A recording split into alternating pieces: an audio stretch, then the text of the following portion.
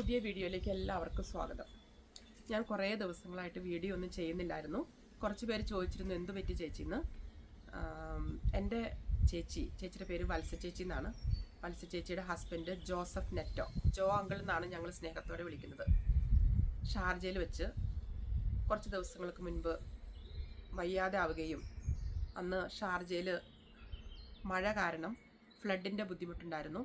അപ്പോൾ അതുകൊണ്ട് ഹോസ്പിറ്റലിലേക്ക് എത്തിക്കാനായിട്ട് കുറച്ച് ബുദ്ധിമുട്ട് അനുഭവപ്പെട്ടു.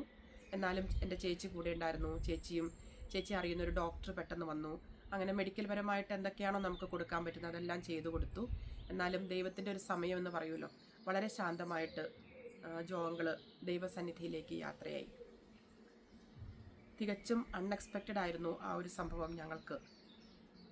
ഞങ്ങൾ കുടുംബാംഗങ്ങൾ, ചേച്ചിയുടെ കുടുംബാംഗങ്ങൾ, ജോങ്കളുടെ വീട്ടുകാർ, അങ്ങനെ ഒരുപാട് പേർക്ക് പെട്ടെന്ന് താങ്ങാനാവാത്തൊരു ദുഃഖമായിരുന്നു ശരിക്കും പറഞ്ഞത്.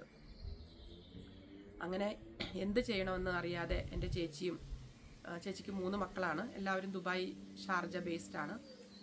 അവരെല്ലാവരും ഇങ്ങനെ വിഷമിച്ച് നിന്നപ്പോൾ സഹായ ഹസ്തങ്ങളായിട്ട് എൻ്റെ ചേച്ചിയുടെ ഹോസ്പിറ്റലിലുള്ള സുലേഹ ഹോസ്പിറ്റലാണ് ചേച്ചി വർക്ക് ചെയ്യുന്നത്. ഹോസ്പിറ്റലിലെ മാനേജ്മെൻറ്റും അതുപോലെ തന്നെ സഹപ്രവർത്തകരും ഞങ്ങളുടെ നാട്ടുകാരും ചേച്ചിയുടെ കൂടെ പഠിച്ച ഒരുപാട് കൂട്ടുകാരും എല്ലാവരും അവരെയും കൊണ്ട് പറ്റുന്ന രീതിയിലുള്ള എല്ലാ സഹായ സഹകരണങ്ങളും ആശ്വാസവാക്കുകളും ചേച്ചിക്കും കുടുംബത്തിനും നൽകുകയും എത്രയും പെട്ടെന്ന് തന്നെ ജോങ്ങളുടെ ഭൗതിക ശരീരം നാട്ടിൽ കൊല്ലത്ത് എത്തിക്കാനും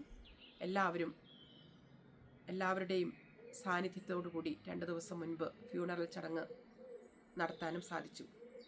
ഫ്യൂണറൽ ചടങ്ങിനാണെങ്കിലും നിരവധി ആൾക്കാർ, ഞങ്ങൾ എക്സ്പെക്റ്റ് ചെയ്യാത്ത ഒരുപാട് പേര് അകലങ്ങളിൽ നിന്ന് പുഷ്പങ്ങൾ അർപ്പിക്കുവാനും പ്രാർത്ഥനയിൽ പങ്കുചേരുവാനും ചേച്ചിക്ക് ആശ്വാസവാക്കുകൾ നൽകാനും മക്കളെ ചേർത്ത് പിടിക്കാനും എല്ലാത്തിനും വേണ്ടിയിട്ട് എത്തുകയും ചെയ്തു.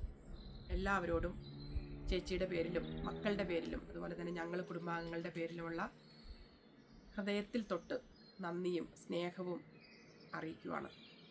ജോങ്ങളുടെ ആത്മാവിന് നിത്യശാന്തിക്കായിട്ട് നമുക്കെല്ലാവർക്കും പ്രാർത്ഥിക്കാം.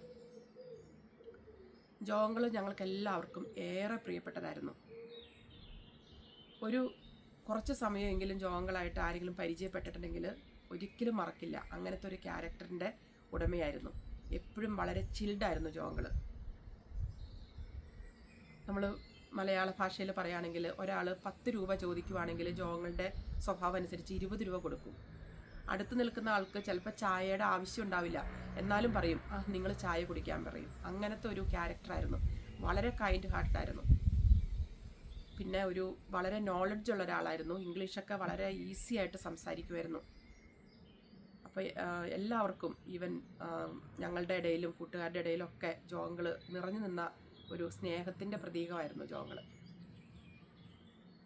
ശരിക്കും ഈ കൺട്രിയിലൊക്കെ വന്നു കഴിഞ്ഞതിന് ശേഷമാണ് നമ്മൾ മരണം വേദനാജനകമാണെങ്കിലും അത് നമ്മൾ സന്തോഷത്തോടെ കാണണമെന്ന് കൂടുതൽ മനസ്സിലായത് ഈ കൺട്രിയിലൊക്കെ വന്നു കഴിഞ്ഞതിന് ശേഷമാണ്. ഇംഗ്ലീഷുകാർ പറയും, ഒരാൾ നമ്മളെ വിട്ടുപോയെങ്കിലും അദ്ദേഹത്തിൻ്റെ നല്ല നിമിഷങ്ങൾ നമ്മുടെ കൂടെ ഉണ്ടായിരുന്നത്, നല്ല നല്ല ഓർമ്മകൾ, അതെല്ലാം കൂടുതൽ ഹൃദയത്തിലേക്ക് കൊണ്ടുവന്ന് അതിനെ ചെറിഷ് ചെയ്ത് ഏറ്റവും നല്ല ഓർമ്മ ദിവസങ്ങളായിട്ട് മുന്നോട്ട് പോകണം. അല്ലെങ്കിൽ എങ്ങനെയാണോ ആ വ്യക്തി വിചാരിച്ചിരുന്നത് നമ്മൾ ജീവിക്കണമെന്ന് അതുപോലെ ജീവിക്കണം. അപ്പോഴാണ് ആ ആത്മാവിന് ശാന്തത കിട്ടുന്നതെന്ന് ആണ് ഇവിടെയുള്ള ആൾക്കാർ പറയുന്നത്.